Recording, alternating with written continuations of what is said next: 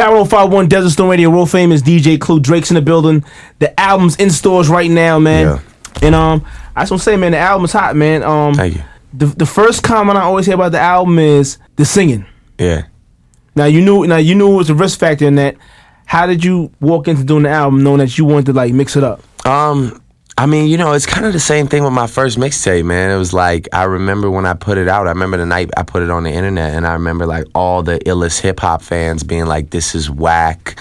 There's too much singing. Why, this is for the girls. Why is Lloyd on here? Why is Omarion on here? Like, you know, I remember getting that same feedback before people really took a chance to digest the music. I'm just one of those people, man. I love melodies, and I love R&B, and I love Aaliyah, and I love what Trey Songz does, and I love R&B music, man. Definitely. And it's hard for me not to incorporate it, you know, like just even there's so many people that like are holding down hip hop in such a major way that I always feel like if I could do it in a unique way and still keep my lyrical content there, that should be my lane. You know, like I was sitting with Ye last night, and what he's about to do, you know, with hip hop and to the world with this album is it's like yeah, you know, do that, and I'm just do me, you know, and doing me is singing, rapping, you know, incorporating the melodies and all that, man.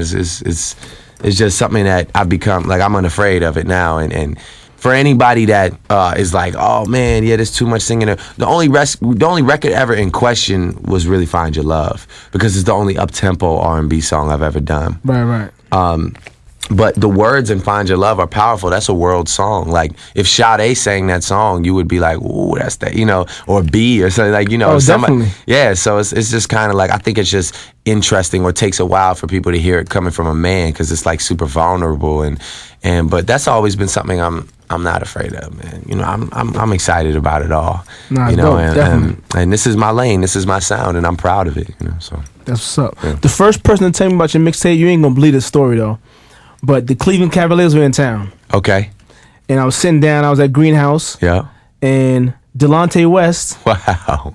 And Mo Williams was like, yo, you got that Drake mixtape in your computer? I'm like, what mixtape? Like, I didn't even know about it yet. And like, yo, dog, trust me, if I ever tell you something, wow, you gotta go get this mixtape. You know that's my squad too. Man.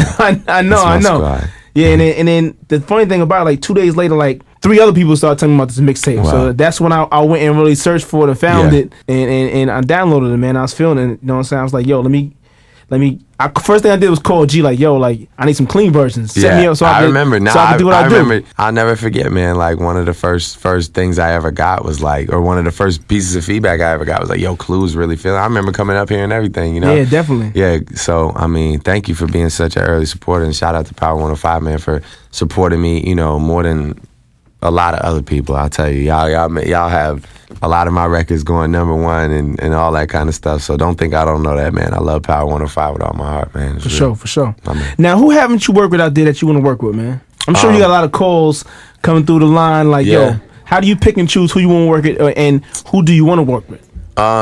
Well, the biggest thing for, like, as far as speaking on my next project, I want to work on myself. I want to work on getting, like, I really want to work on getting better, being a better rapper. That's my biggest thing. As far as, like, before I think about features or anything, I gotta work on me, like, read books and study flows and start, like, really getting into music. Stop, like, having mad people in the studio and distractions. I really want to, like, work on sort of fixing a couple things with myself. And then once I get beyond that and figure out, like, you know, get a real solid, like, new me to approach this album with.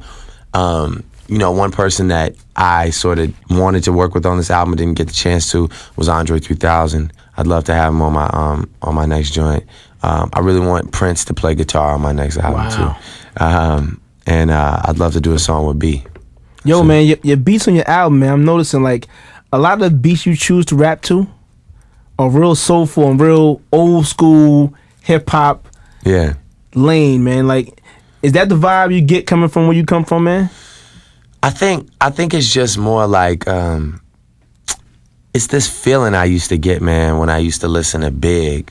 Like, when I used to listen to Big just always picked beats like it always just seemed like they felt familiar. They felt soulful, but they had a mean pocket that he could always just fit the flow in. And I respected that move so much, because it's like that way you captured the women, you captured the old heads, you captured a younger generation with feeling like they got somebody that's repping for them. It's just like when you choose to go that route of being like sonically like incorporating a lot of music but still keeping it hip hop. Yeah, it just works, man. That's my thing. That's me and 40's thing. You know, I'm always like, oh, those chords are dope, but like make sure he's gotta have that pocket, because I gotta spit. You know, I can't leave that alone.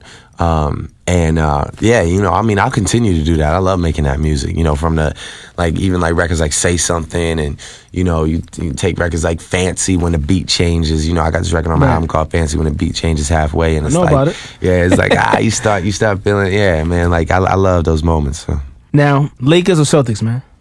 Who you like? You know, I've had a lot of great conversations. I got a lot of great advice from Kobe Bryant, man. So, Kobe's like a, you know, like big bro to me. You know, he supports he was like the first person with my album, to be honest with you. Wow. Yeah, he's like one of the first people with my album, and told me it was great. Said he was listening to it. So, you know, I got to ride with the Lakers. Of course. Yeah. I want to see my man Ron Test. He's from Queens. Yeah. From Queens, okay. Well, there you go. So we're on the same page. Yeah, then, definitely.